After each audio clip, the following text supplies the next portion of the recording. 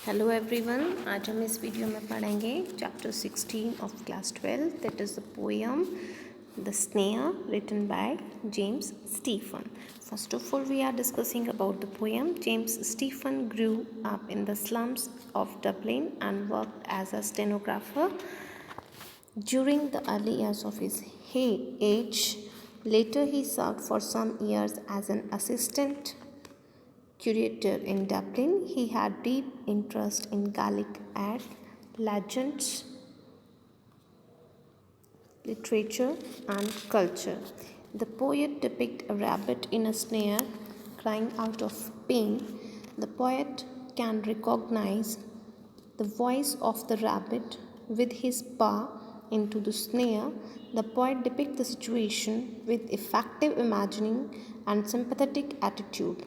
The last line of every stanza is repeated at the beginning of the next one. The first three stanzas are written in iambic tetrameter with the stress at the end, but this does not happen in the last stanza. It means that the poet James Stephen जो हैं वो Dublin की झुग्गी झोपड़ियों में पले पड़े थे और अपनी छोटी एज की अगर हम बात करें तो जो स्टार्टिंग एज थी उसमें वो एक स्टेनोग्राफर के रूप में काम करते थे. बाद में उन्होंने जो है डबलिंग में कुछ वर्षों तक एज हम कहते हैं कि सहायक क्यूरेटर के रूप में भी काम किया था और उनके जो इंटरेस्ट था वो हम कहें कि लिटरेचर में है, कल्चर में, और गैलिक आर्ट जो है उसमें उनकी काफ़ी इंटरेस्ट था. इस पोएम की बात अगर हम करते हैं, द स्नेयर का मतलब है जाल. तो इस पोएम में जो है कवि जाल में फंसे हुए जो एक खरगोश है, रैबिट है, वो बहुत ही परेशान है, चिल्ला रहा है, उसके बारे में ये जो खरगोश को चित्रित करती है. कवि जाल में फंसे हुए खरगोश की जो फीलिंग्स हैं उनको पहचानता है और कवि जो है वो प्रभावी चित्रण तथा हम ये कहें कि जो इमोशंस हैं, जो काफ़ी सिंपैथेटिक जो इमोशंस हैं उनको यहाँ पे वो क्लियर कर रहे हैं. प्रत्येक स्टैंजा की अगर हम बात करें, हर एक स्टैंजा की जो लास्ट लाइन है वो फर्स्ट लाइन के रूप में दोहराया गया है, that it is will be repeating. Iambic metre में इसको लिखा गया है जिसको कि हम सिंग कर सकते हैं, लेकिन वह अंतिम सिलेबल पर स्ट्रेस है, किंतु यह भी जो है अंतिम छंद में नहीं है. कहने का मतलब है कि लास्ट स्टार्टिंग के जो लाइंस में उन्होंने जो फीलिंग्स ली हैं वो फीलिंग्स उनके लास्ट में जो स्टैंजा उन्होंने यूज़ किया है उसमें वो नहीं ली गई हैं. Let's start the poem. I hear a sudden cry of pain. Sudden का मतलब क्या होता है? अचानक से मेरे को सुनाई देना. तो कवि कहते हैं कि I hear a sudden cry of pain, दुख से भरे हुए रोने की आवाज़ मुझे अचानक से सुनाई देती है. There is a rabbit in a snare. मुझे क्या लग रहा है कि शायद कोई रैबिट जो है, खरगोश जो है, वो किसी जाल में फंस गया है. Now I hear the cry again. मुझे उसकी आवाज़ दोबारा सुनाई दे रही है, उसके रोने की आवाज़ जो है वो मुझे वापस सुनाई दे रही है. But I can not tell from where. लेकिन मैं नहीं बता सकता कि उसकी जो ये आवाज़ है, जो ये चीख है, वो कहाँ से आ रही है. यानी with the help of these lines the poet has to be explain that he had hear a sudden cry of pain and he feel that there is a rabbit who in the snare, and he feel that he again he cry again, but he don't know that from where his voice is coming. Now in the second stanza, but I cannot tell from where. मैं नहीं बता सकता हूँ कि कहाँ से उसकी आवाज़ आ रही है. He is calling out for aid. Aid का मतलब हेल्प के लिए, कि वो जो रैबिट है वो बार बार आवाज़ लगा रहा है किस चीज़ के लिए? हेल्प के लिए. That the rabbit wants to be help someone else. Crying on the frightened air. ये जो फ्राइटनेड एयर है यानी फुल ऑफ फियर, जो हवा है वो भी भयभीत हो चुकी है उसकी आवाज़ से, वो भी यहाँ पे जो है चाह रही है कि someone help him. Making everything afraid. उसकी इस आवाज़ से, जो उसकी साउंड है, रोने की जो आवाज़ है, उससे हर तरफ का जो एटमॉस्फेयर है वो भयभीत हो गया है, वो डरावना हो गया है, वो अफ्रेड हो गया है that the rabbit has to be feel lot of pain and he needs to that and he need that someone help him, making everything afraid. हर चीज़ जो है वो क्या हो गई है, भयभीत हो गई है। wrinkling up his little face, wrinkling का मतलब है कि जब हमें कोई परेशानी होती है तो कष्ट में हम सिकुड़ता हुआ जैसा जो हमारी बॉडी होती है वो wrinkling अप हो जाती है, विकृत हो जाती है, ठीक है। wrinkling up his little face as he cries again for aid, ऐसा लग रहा है कि वो फिर रो रहा है कि कोई उसकी हेल्प करे। And I can not find the place, but author जो हैं, जो राइटर हैं, जो पोएट हैं, he is saying that he is not able to be find the place that where is the rabbit is hidden and he is feeling so pain about the rabbit and I cannot find the place. The poet has to be explained again and he say that he is not able to be find the place that where is the rabbit, where his paw in the snare, कहाँ उसका जो पैर है, पंजा है, वो किसी जाल में फंस गया है। छोटा सा वो प्राणी है और उसकी जो पैर है वो किसी जाल में फंस गया है। लिटिल वन, ओह लिटिल वन, क्योंकि रैबिट बहुत छोटा सा होता है तो पोएट कहते हैं कि ओह तुम बहुत छोटे हो little one, I am searching everywhere, कि मैं तुम्हें हर जगह ढूंढ रहा हूँ, but I am not able to be find you that where you are and I want to be help you.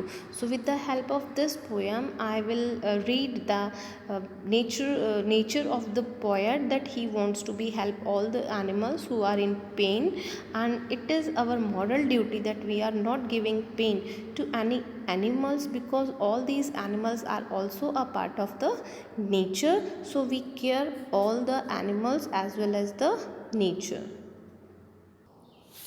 Now from here we are doing the question answer of the poem The Snare.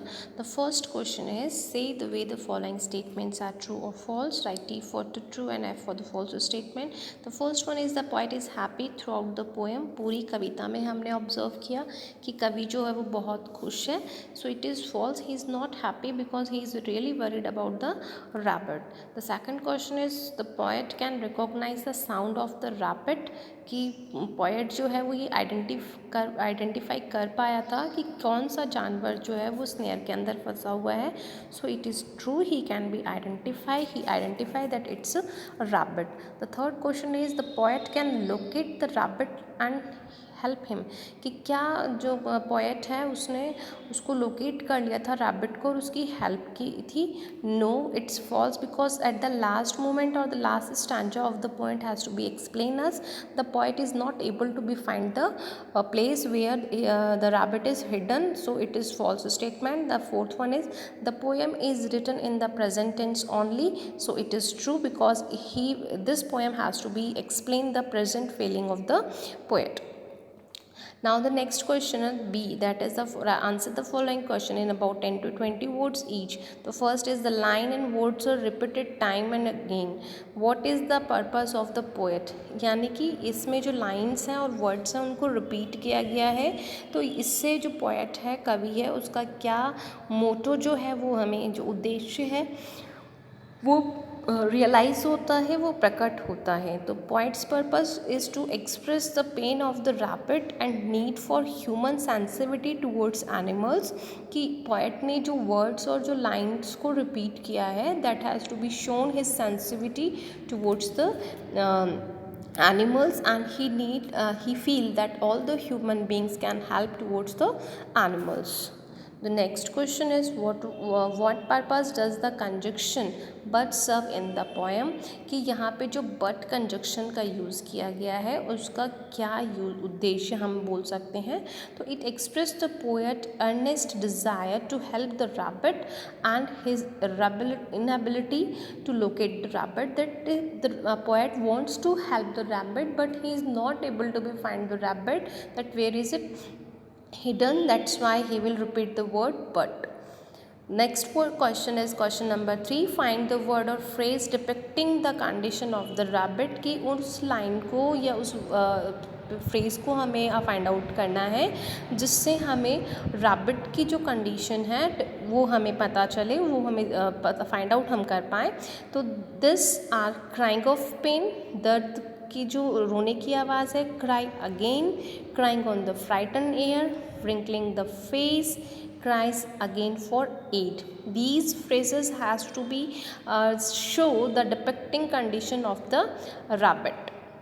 Next question, find the rhyming scheme of the stanza. तो सो rhyming scheme हम कैसे find out करते हैं कि poem की first line का last word जो होता है उसको हम ए मानते हैं, मतलब फर्स्ट लाइन को ए मानेंगे, सेकंड लाइन को बी, और फर्स्ट लाइन को हम ए अगर वर्ड डोनेट करते हैं तो सेकंड लाइन को हमने डोनेट किया बी।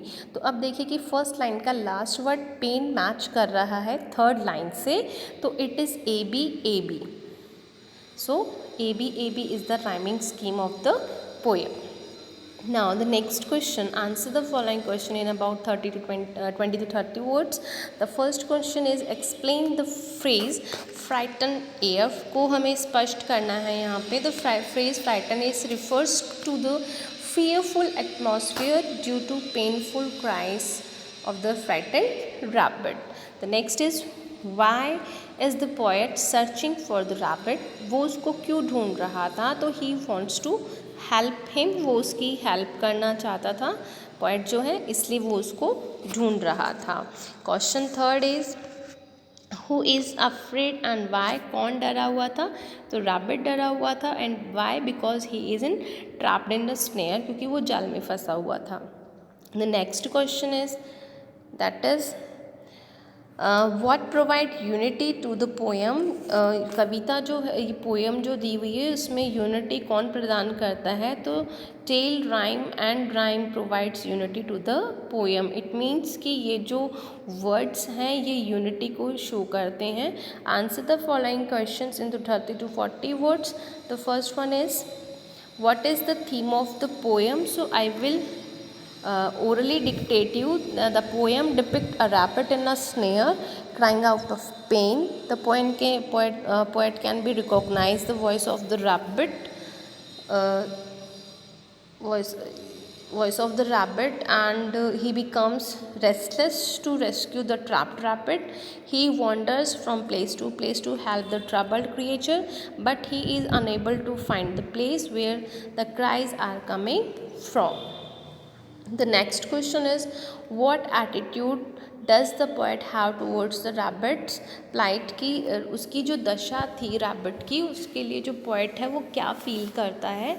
तो the poet is extremely upset imagining the rabbit's plight. He is restless to find out where the painful cries are coming from. His cries are also painful that they have made even the atmosphere fearful. The poet is very sensitive towards animals. The third question is how is the attitude of the poet towards the rabbit reflected? Then the answer is that at the painful cries of the rabbit the poet becomes restless, कि जैसे जैसे वो उसकी आवाज़ सुनता है वो restless हो जाता है, वो बेचैन हो जाता है. He is so sensitive towards the rabbit's pain that he wanders from place to place to locate the rabbit and help him, but he is unable to find the place where the cries are coming from. At it all reflects the poet's attitude towards the rabbit. The next question is describe the universal appeal of the poem. तो universal appeal इसमें क्या है? When the poet suddenly hears painful cries of the rabbit, he becomes very disturbed. He wants to help him and tries to find the place from where the rabbit is trapped. Thus, the universal appeal of the poem is to inspire people to be sympathetic towards animals and from the protection of wildlife too. It means कि हमें जो है सबको जो animals होते हैं या जो वाइल्ड लाइफ होती है उसके लिए हमें प्रोटेक्टेबल होना चाहिए, and we always be sympathetic towards the animals and nature. So I hope students that you all have to be understand the poem as well as the question answer of the poem. And in our next video we have to be start your prose segment, because here your poetry segment has to be complete, because we have to be done all the poems regarding it. In this, with the help of this video, we have to be complete your all the poems which you have been in your syllabus. In our next video we have to be started your prose segment. So thank you watching for my video.